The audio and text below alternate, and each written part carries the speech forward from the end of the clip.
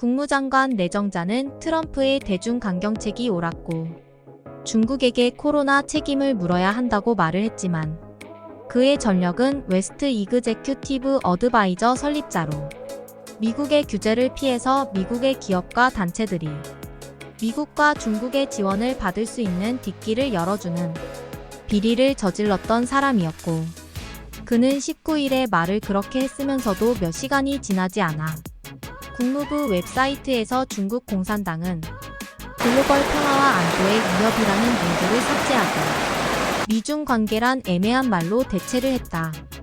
또한 국무부 사이트는 화웨이의 5G 보안 문제, 불법 이민이라는 위험한 나라, 베네수엘라의 민주주의 위기 등의 페이지를 모조리 삭제해 바이든 정부의 방향이 이들 독재 국가들과 동일함을 간접적으로 드러냈다. 바이든 지명을 받고 청문회에서는 미중 관계는 점점 더 적대적 측면을 보이고 있다. 미국의 가장 중대한 도전 과제는 중국이란 점에 의심할 여지가 없다.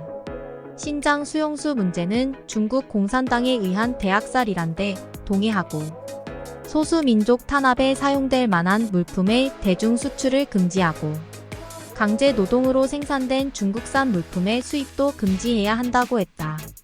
그러나 국무장관이 되고 나서는 중국은 우리나라뿐 아니라 다른 나라에도 아주 심각한 위협이 되고 있지만 이것은 굉장히 복잡하다.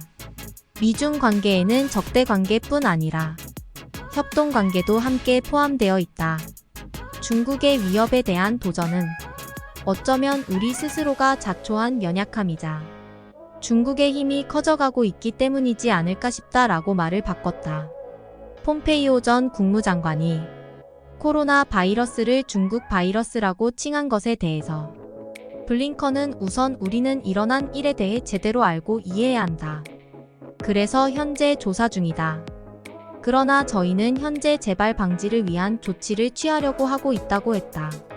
D&I 국장인 마빌 헤인스도 우리 정부가 중국에게 얼마나 단호한 입장인지 8개월 안에 보여주겠다고 말을 했지만 그녀의 전력은 웨스트 이그제큐티브 어드바이저 이사로 재직했던 사람이었으며 국방장관인 로이드 오스틴은 중국은 세계 패권 장악을 추구하는 미국의 최대 경쟁자라고 말을 했지만 그의 전력은 파인 아일랜드 캐피탈이라는 회사의 이사로 재직한 경험이 있는 자로서 토니 블랭크 국무장관이 운영하며 끌어모은 돈으로 직접 중국 비즈니스에 투자를 해서 수익을 내던 회사였으며 재무장관인 자넷 앨런은 중국의 불공정, 불법적 관행과 속임수에 대해 이제는 맞서 싸워야 한다고 말을 했지만 오바마 정권 때 중국이 급성장하게 도움을 줄 때 연방준비이사 회의장을 지낸 전력이 있는 여자로 딥스테이트의 하수인이다. 바이든 정권의 대변인인 사키라는 여자는 미국이 러시아에 대한 경각심을 가져야 한다며 중국 공산당 대신 러시아의 위협을 강조하는 말을 했는데 2014년 오바마 공보국장 시절에 공산당을 상징하는 붉은 별이 달린 러시아 모자를 쓰고 러시아 관리들과 웃으면서 사진을 찍었고 온라인에서 바이든 정부의 여론 조작이 드러났는데 백악관의 인기 없는 바이든의 영상을 감추거나 싫어요 라는 숫자를 1만 개에서 3천 개로 조작하고 댓글을 안 보이게 하는 등 조작 선동질의 증거를 드러냈다. 또한 기자가 하는 질문에 동문서답하는 건 문재인 정권 쓰레기들하고 같다. 바이든이 연방구역 내에서 항상 마스크 착용을 의무화 행정명령을 하였지만 바이든이 링컨 기념관을 방문하면서 마스크를 끼지 않고 사진에 찍혀서 기자가 질문을 했는데 질문에 하는 답은 우리는 코로나 예방책을 많이 하고 테스트, 사회적 거리두기, 마스크 착용, 매일같이 등등 엉뚱한 말들만 늘어놓으며 계속되는 질문의 마지막으로 그런 법 규정들은 조 바이든과 민주당에게는 적용되지 않는다고 말했다. 바이든과 민주당은 법 위에 있다고 하는 건 우리나라에서 하도 많이 보던 것이라 미국도 별거 없구나 하는 생각이다.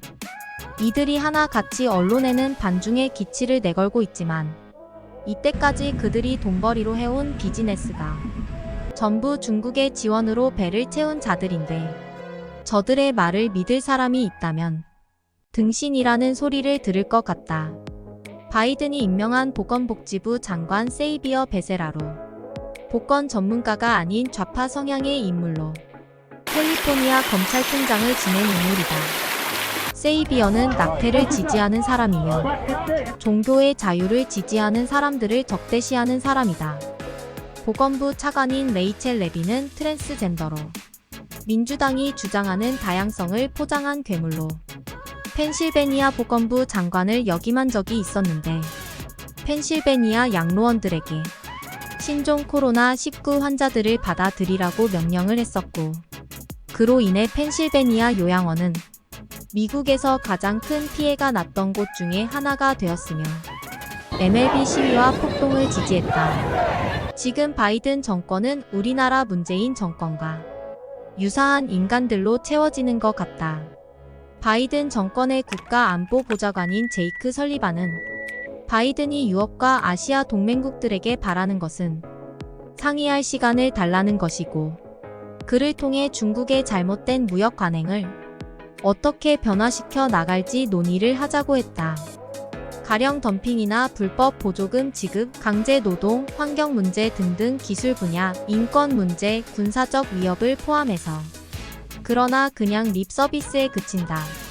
미국과 중국의 제2 냉전을 벌이자는 것이 아니라 협상을 통해 중국 공산당에게 미국이 내어줄 것을 찾는 것이다. 중국 공산당은 협상을 할 대상이 아니다. 그러니 지금까지의 작태로 본다면 딥스테이트들과 바이든의 이익을 위해서 지렛대 역할에 그칠 것으로 보인다. 바이든 정권이 지명한 린다 토머스 그린필드 유엔 주재 미국 대사는 아프리카계 미국인으로 주요 아프리카 지역에서 외교 경력을 쌓은 그린필드는 클린턴 행정부 출신 인사들이 세운 비즈니스 컨설팅 업체인 올브라이트 스톤 브릿지 그룹 출신으로 이 회사는 워싱턴에 본사를 두고 중국 베이징에 지사를 둔 회사이고 중국 공산당과 상당한 연계를 가지고 있으며 해외 통일전선 전술기관인 중국 공자학원 강사 출신으로 중국 공산당을 찬양하는 강의를 한 것으로 알려져 있으며 중국의 정책에 긍정적으로 말하고 중국의 1대1로를 찬양한 것으로 알려져 있다. 그린필드는 2019년부터 공자학원과 중국이 주최한 여러 행사의 연사로 나서 중국의 1대1로 사업을 개도국이 중국의 성공을 배울 수 있는 기회라고 찍혀 세웠고 중국이 아프리카 대륙에 강한 발자취를 가지고 있고 자신들의 이상을 확산시킬 독특한 위치에 있는 나라라고 평가했다. 또 공자학원과 유관기관의 세미나는 물론 고등학교와 초등학교에서도 중국 관련 선전 활동에 참여한 것으로 알려져 있으며 유엔 대사를 맡는 사람이 중국 공산당의 악성 행위에 대한 인식 자체가 없고 중국 공산당은 미국의 가장 큰 위협인데 포용과 협력이라는 말을 일삼는 정신세계를 가지고 있다. 바이든은 법무부의 형사부서를 니콜라스 맥케이드를 지명했다. 형사부서는 현재 헌터 바이든의 조사를 하는 부서인데 새로 지명받은 니콜라스 캐케이드는 헌터 바이든의 형사 전문 변호사인 크리스토퍼 클라크의 비즈니스 파트너이다. 헌터 바이든은 지난 12월에 크리스토퍼 클라크를 변호사로 고용했고 법무부가 진행하고 있는 자신에 대한 형사조사에 대한 업무를 맡겼다. 그들은 맥케이드가 법무부에 임명되기 직전까지 레서맨드 와트킨즈 로펌에서 같은 사건을 담당했던 동료였다. 즉 바이든 대통령은 법무부 형사부의 리더 자리에 헌터 바이든이 직면한 형사조사의 변호사를 도와준 변호사의 파트너를 임명했다. 법무부는 헌터 바이든과 그의 변호사인 파트너 사이의 관계에 대해서 대답을 거부했다. 바이든이 지명한 국토안보부 장관 쿠바게인 알레한드로 마요르카스 지명자는 1959년 아바나의 유대계 가정에서 태어났고 피델 카스트로의 독재를 피해 미국으로 망명한 후 버클리 캘리포니아대와 로욜라 법대를 졸업했다. 캘리포니아주 검사, 이민국 USCIS 국장, 국토안보부 부장관 등을 거쳤다. 아메리칸 드림의 산증인인 그는 트위터에 모든 미국인과 박해를 피해 찾아온 이들을 보호하는 일을 감독하겠다는 소감을 밝혔다. 이민 정책을 총괄하는 국토안보부 수장에 이민자 출신이 지명된 것 역시 처음이다. 국경장벽 건설을 밀어붙이고 불법 이민자 부모와 어린 자녀를 강제로 떼어놓았던 트럼프 행정부의 정책을 폐기하겠다는 바이든 당선인의 의지가 담겨 있다는 해석이 나온다. 그는 국토안보부에 오기 전에 클린턴의 남동생과 함께 화웨이 선임 고문들, 비자를 발급하는 데 앞장섰던 인물이다. 바이든이 취임하고 17건의 행정명령을 내리면서 트럼프 지우기에 나섰는데 그중 중국 관련 문건들을 살펴보면 키스톤 XL 송유관 사업 취소로 미국 에너지 자립도가 하락하고 유가가 상승하며 대중국 수출 감소가 예상이 되며 세계복권기구 재가입은 중국 주도의 국제복권 시스템 유지를 위한 자금을 대어주는 꼴이 되며 파리기후 협약 재가입은 미국 제조업의 위축과 더불어 미국 공산품의 국제 경쟁력을 약화시키고 중국에게는 개도국의 지위를 부여하여 면죄부를 발행하는 꼴이며 1776위원회 폐지는 중국 공산당 선전기구인 공자학원이 미국 내 활동을 재개하게 하고 미국의 자유민주주의를 부정하는 좌파 교육을 조장하며 인구조사와 시민권 대상 확대는 불법 이민자와 중국 공산당의 지시를 받는 중국계 유권자를 폭증시키고 멕시코 장벽 건설을 중단하고 이민자를 수용하겠다는 정책은 미국 내 민주당 지지표를 끌어모으려고 이민자들을 늘리며 미국 중산층의 파괴를 가져올 것이다. 바이든이 서명한 성적 지향과 성 정체성에 따른 차별을 금지하는 행정명령은 자신을 여자라고 생각하는 남자가 여자 스포츠 경기에 참가할 수 있거나 여자 탈의실과 화장실을 드나들 수 있는 것으로 해석이 되어 문제가 되고 있는데 오바마 때부터 실행됐던 정책으로 남성들보다는 여성들이 불공정하다거나 수치심을 느낄 수 있는 문제가 있다. 이것은 딥스테이트들이 추진하던 국제 전략으로 바이든 캠페인 웹사이트에서 미국과 전 세계에서 성소수자 평등을 발전시키기 위한 바이든 계획으로 드러났다. 바이든 백악관은 이미 사이트 방문자 양식에 남녀 외에 기타 성별 표기를 추가했고 교통부 장관의 동성애자인 피트 부티지지를 지명하고 보건부 차관에는 트랜스젠더 레이첼 러바인을 지명했다. 또한 바이든은 대선 후보 때 출산 직전 낙태까지도 허용을 촉구했는데 카톨릭 신자라는 것과는 합치되지 않는다. 바이든은 6일 동안 33건의 행정명령을 서명했다.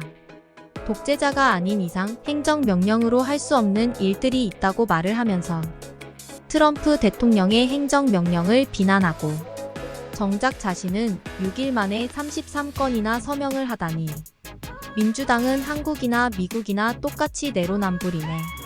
미국의 바이든 정권이 딥스테이트의 통제를 받고 딥스테이트는 중국 공산당과 결탁함으로써 세계의 자유민주주의는 무너지고 중국 공산당이 횡포의 압박을 받게 될 것이다. 이에 미국 공화당 마저리 테일러 그린 하원 의원은 바이든에 대한 탄핵 소추안을 제출했다. 그린 의원의 바이든 탄핵 이유로 바이든 아들 헌터의 우크라이나 사업 유착에 바이든이 연루되었다는 자료를 근거로 제시했고 이 사건은 바이든이 자신도 모르게 실토한 바 있다. 켄 팩스턴 텍사스주 법무장관도 바이든을 부정선거로 고발했고 바이든 정부가 취할 많은 위헌과 불법 행위에 맞서 싸우겠다고 했다. 월가 딥스테이트 빅머니에 대한 반란이 일어났다. 게임스탑 주식에 대해 헤지펀드의 공매도 투자로 비디오 게임 소매업체의 주가를 떨어뜨리기 위한 작전이 공개되면서 이에 반발한 미국 개인 투자자들이 온라인 게시판 레딧에 모여 헤지 펀드 공매도 공격에 대항하는 작전을 펼치며 주식 매수에 들어갔다.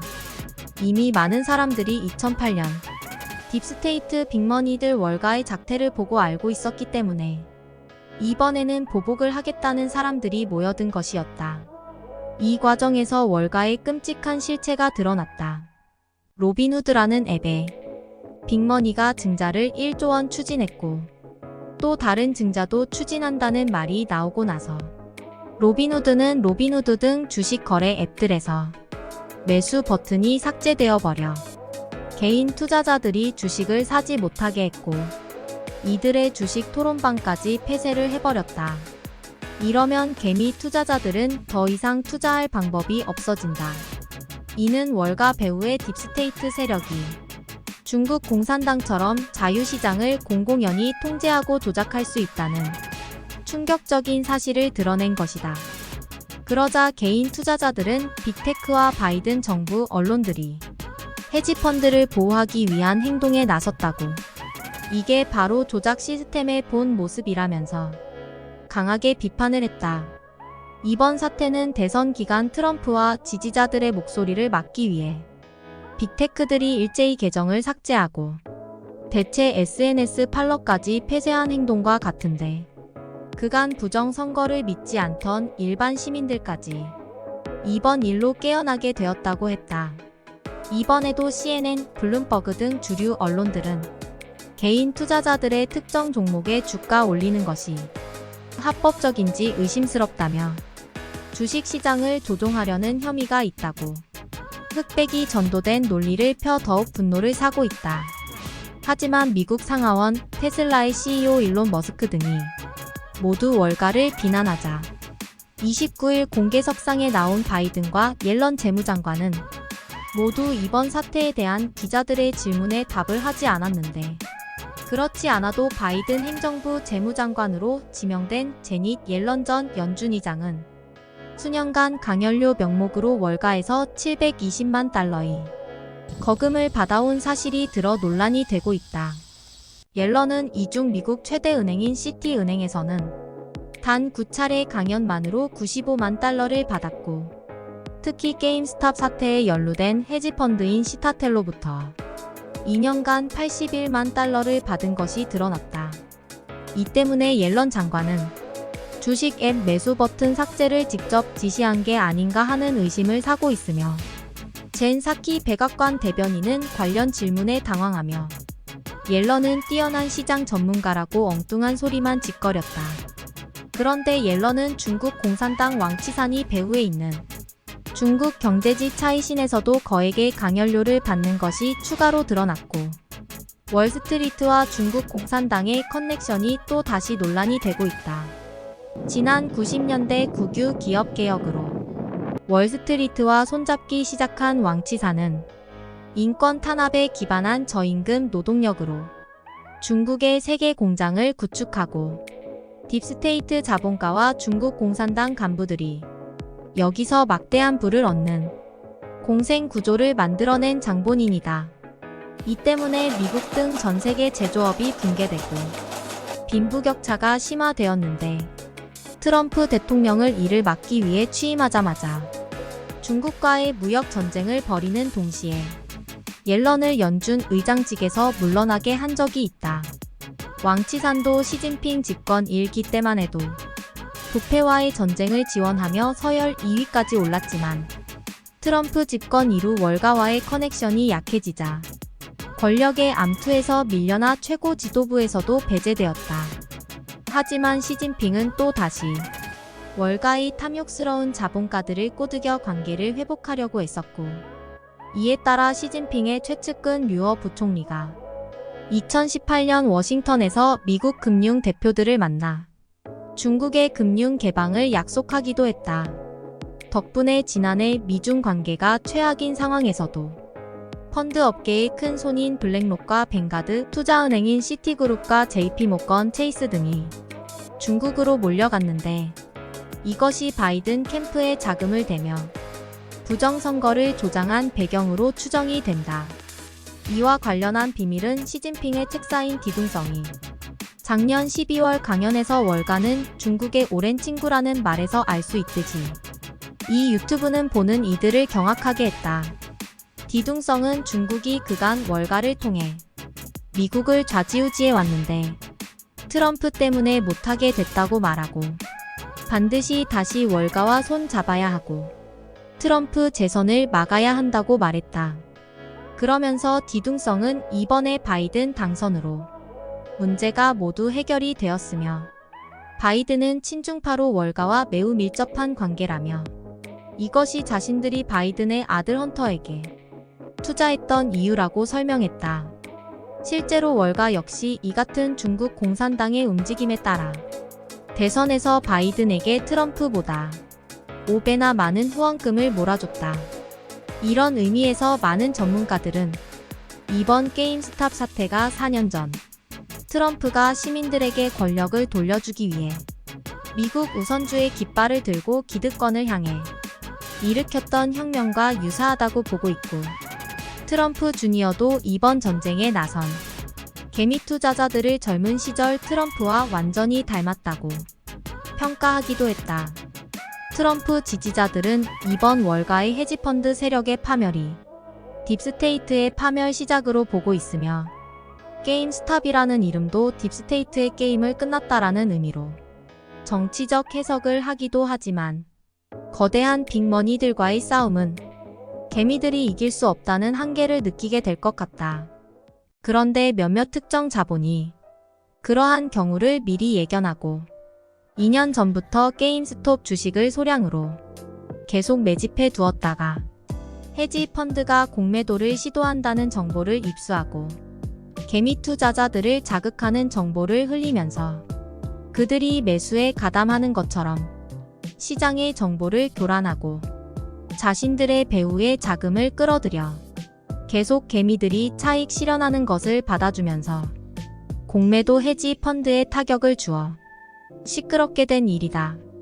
개미들이 월가에 대한 반감이 있더라도 그 많은 주식을 상승주에서 계속 매수를 받아준다는 것은 어렵고 소위 공매도 반대 작전 세력들이 개미들이 소액의 차익을 내고 빠져나가게 하면서 주가를 끌어올려 공매도 세력들이 22조 원의 손실을 입게 하는 역작전을 걸었던 것이다. 그러니까 두 진영이 모두 헤지 펀드들의 장난에 개미들은 들러리로 나서고 여론만 시끄러운 상황이라는 것이다. 이 공매도를 주도한 키스길이라는 사람은 주식 거래 회사에서 일하면서 이런 상황을 알고 유튜버를 통해 일반 투자자나 개미들에게 정보를 제공한 사람인데 레딧이라는 주식 정보를 공유하는 소셜 네트워크에 자신이 아는 내용들을 상세히 브리핑하면서 개미들의 반응과 여론을 끌어낸 사람이다. 이번 공매도 역작전으로 거액의 수익을 낸 몇몇이 있는데 이들도 헤지 펀드가 아닌가 하는 의구심이 든다. 레딧 주식 토론방을 만든 제이미 로고진스키는 멕시코 시티에서 이 소셜 네트워크를 운영 중인데 주식 컨설턴트로 일하고 있으며 과거 빅3의 헤지 펀드 투자를 했던 경험이 있는 것으로 보인다. 제이미의 은밀한 구독자들은 거의 2년간 꾸준히 게임스톱의 주식을 매집해 온 것으로 드러났다. 그러나 여론전으로 갑자기 21일부터 28일 사이에 가격 폭등이 발생한 것이다. 이들은 공매도 주식이 전체 주식의 140%가 되는 점을 간파하고 절대 모든 주식을 다 사들인다고 하더라도 부족한 주식이 40%나 남게 되는 모순점을 간파하고 주식이 모자라게만 하면 공매도에게 타격을 줄 수 있다는 것을 설명했고 그 내용이 일반인들이나 개미들에게 먹혔던 것으로 보여진다. 하지만 개미 투자자들이나 일반인들은 21일부터 28일 사이에 매도를 하면서 차익을 실현 중이었는데 그때 주식을 받아주는 자금이 있었다는 얘기다. 그러니까 개미들의 반란이라는 것은 그냥 보여지는 여론전이고 실제는 헤지 펀드끼리 싸움이라는 얘기다. 이때 여론을 주도했던 3인인 라이언 코헨과 도널드 포스 그리고 제이미 로진스키는 842억으로 1조 4천억이 되는 큰 차익을 실현한 것으로 드러났다. 바이든이 지난 15일간 40건이 넘는 행정명령에 사인을 했다. 그는 책상에 쌓여있는 행정명령에 사인을 하면서 그 자신이 뭘 하는지도 모르겠다는 말을 을조렸다. 한심한 일이다. 백악관은 군주제로 돌아가고 있고 의회는 조폭 정치가 되어버린 것이다. 이들은 법을 따르는 공화제를 부정하는 행태이다. 척 슈머 민주당 상원의원은 레이첼 매도우에게 모든 법원으로 코트 파킹을 확대하고 싶다고 말을 하는 것 자체가 문제인 것이다. 코트 파킹이란 판사 수를 늘리고 자기 편 판사를 씹는 것을 말하는데 명백하게 삼권 분립을 위반한 것이고 그들은 사법부의 이념화를 추진하면서 헌법을 위반하고 헌법을 공격하는 것이다. 척 슈머 민주당 상원의원은 시터전즈 유나이티드 비영리 보수주의 단체를 제거하려고 하는데 CU는 선거 기간 동안의 표현의 자유를 옹호했다. 이는 민주당이 수정헌법 1조 표현의 자유를 공격하는 행위이다. 척 슈머 상원 원내대표는 연방대법관과 연방대법원을 협박했다. 그는 연방대법원의 난입을 시도하던 폭도들을 대법원 계단에 불러 모았다. 13피트 청동문 때문에 들어갈 수가 없었기 때문이었다. 그곳에서 그는 대법관들이 원하는 판결을 내리지 않는다면 지옥을 경험할 것이라고 연방대법원을 협박했다. 척 슈머는 캐버너 대법관 임명 청문회를 이용해서 폭도들을 불러 모았고 청문회 무산을 시도했다. 척 슈머는 자신이 무엇이라고 생각하는지 궁금하다. 50대 50의 상원 지분을 가지고도 헌정 절차를 마비시키고 자신의 의사를 미국 국민들에게 일방적으로 강요하고 그것도 모자라 조폭처럼 무도한 탄핵을 추진하고 있다. 우리나라 국회에서도 더불어민주당에 의해 자행되고 있는 일이다. 탄핵 심리를 받아야 하는 자는 바로 척 슈머와 그 외의 막대먹은 자들이다. 그들은 지난 수십 년 동안 미국민들을 협박해왔고 끔찍한 선동으로 지지자들을 광란으로 몰고 갔다. 민주당 낸시 펠로시 하원의장이 주별 선거를 연방의회가 장악하도록 만들려는 시도를 하고 있는데 우리나라 민주당이 한 짓거리와 똑같다. 모든 주를 캘리포니아에서 부정선거를 한 것처럼 만들어서 선거를 독점하려는 개수작질이다. 개헌을 하지 않고 법으로 만들어서 하려는 시도부터가 역겹다. 워싱턴 DC를 주 지위를 부여하여 민주당 상원 의석을 2석 늘리려는 시도도 헌법에 의해 국가의 수도로 만들어진 것이지 하나의 주로 분류되어서는 안 된다. 미국 상원에서 트럼프 대통령의 탄핵도 말이 안 되는 작태이다. 상원은 그럴 권한도 없고 명백한 월권이다. 미국 헌법의 탄핵은 현직에 있는 사람에 대한 판결로 직위를 박탈하고 후 공직을 그만다라고 써 있다. 헌법을 무시하는 민주당 작태는 우리나라에서도 계속되어지는 일들이다. 개인의 권리에 대한 침해는 중대한 헌법 위반이다. 미국 의회는 정식 소송 없이 사법 영역을 함부로 침해하여 특정인을 벌하고 억압하기 위한 징벌적 입법 행위를 마음대로 할 수 없다라고 써 있음에도 트럼프 대통령에게 수정헌법 14조를 적용하려는 것이다. 또한 수정헌법 2조를 위반한 것으로 민주당은 규제하거나 행정명령을 이용해서 수정헌법 2조를 무시하는 것이다. 바이든이 사인한 40개 이상의 행정명령은 삼권 분립의 원칙을 위반한 것이다. 미국의 대통령을 행정명령으로 포장한 실질적 입법 행위를 남용할 권한을 가지고 있지 않다. 그러나 다수당인 민주당은 개의치 않는다. 바이든이 그들이 제기한 것에 따라주기 때문이다. 엑셀 파이프라인에 대한 행정명령도 수정헌법 5조를 위반한 것이다. 빌 오브 라이츠 권리장전을 위반하는 것이다.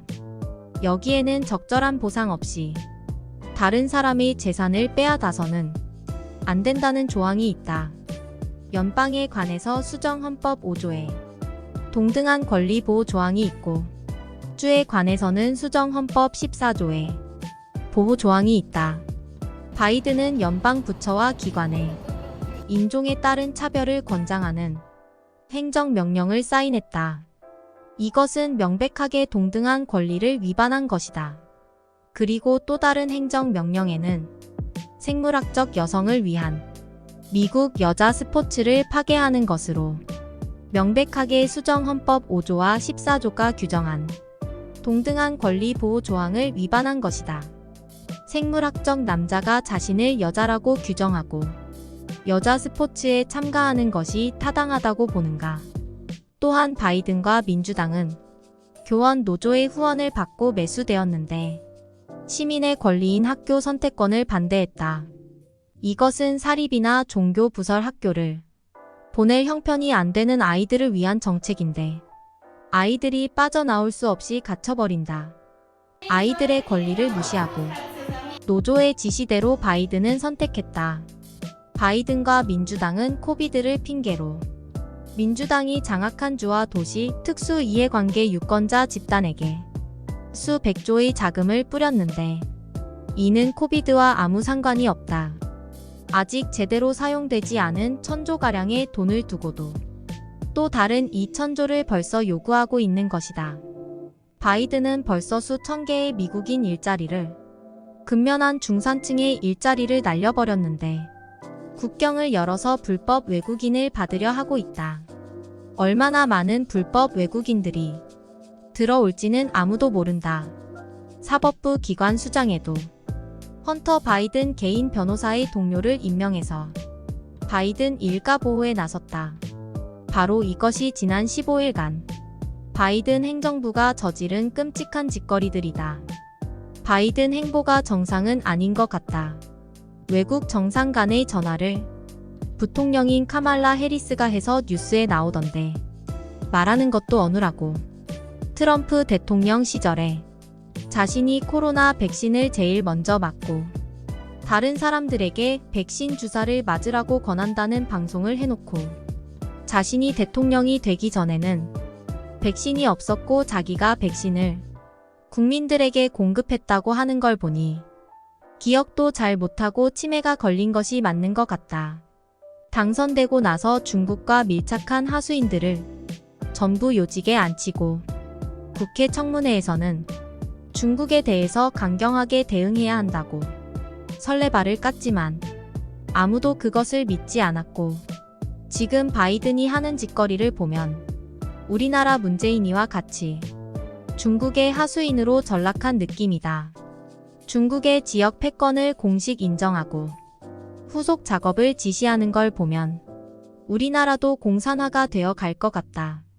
바이든은 시진핑과 2시간 통화를 하고 중국의 인권에 대해서 미국에 요구를 했다고 하며 대중국 강경 자세를 유지하겠다고 언론 플레이를 하고 이제 대통령이 된 지 한 달 지나서 중국의 입장을 이해해야 하고 중국의 내정에 개입하지 말아야 한다는 미친 소리를 해댄다.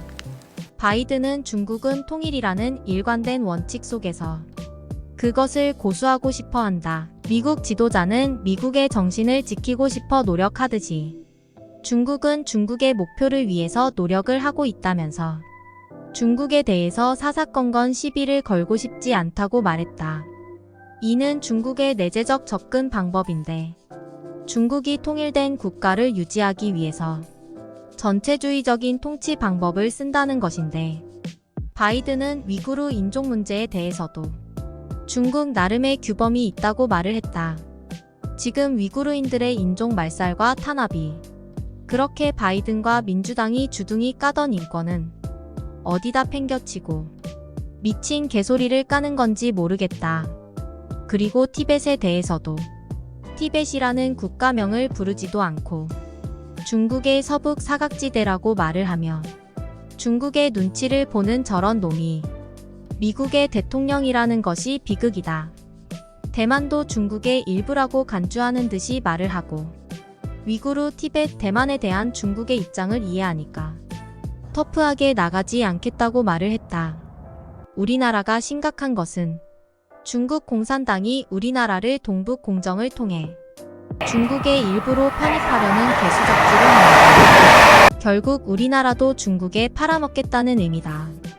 문재인 중국 4대 정권이 대한민국을 중국에 상납하려고 바둥거리는데 거들겠다는 의미다.